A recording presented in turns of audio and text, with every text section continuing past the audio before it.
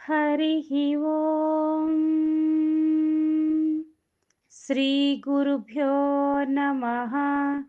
హరిः ఓం. వాక్య విభూతి అనే శీర్షికలో భగవాన్ శ్రీ సత్యసాయి బాబా వారి ఉపదేశము తెలుసుకుందాం. సాయి శరణం, బాబా శరణం. సత్యము, నిజము. సత్యము, నిజము అని రెండు పదములను మనం వింటున్నాము, ఉపయోగపెడుతున్నాము. వ్యావహారికమునందు సత్యము, నిజము రెండు ఒక్కటే కదా అని అనుకుంటున్నాము. కానీ పారమార్థిక మార్గమునందు రెండు ఒక్కటి కాదు.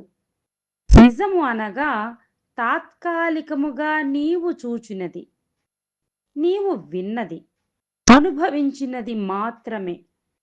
నీవు చూచినప్పుడు ఒక వ్యక్తి ఒక రుమాలు కట్టుకొని ఉండవచ్చును, లేక కంటి అద్దాలు ధరించి ఉండవచ్చును. అది అప్పటికి మాత్రమే నిజము. రెండవ పర్యాయము చూచినప్పుడు ఆ రుమాలు, ఆ అద్దములు లేకపోవచ్చును. కనుక కనిపించినటువంటిది, వినిపించినటువంటిది, అనుభవించినటువంటిది నిజమని చెప్పవచ్చును. కానీ సత్యము అంటే త్రికాలములయందును మార్పు చెందనట్టిది.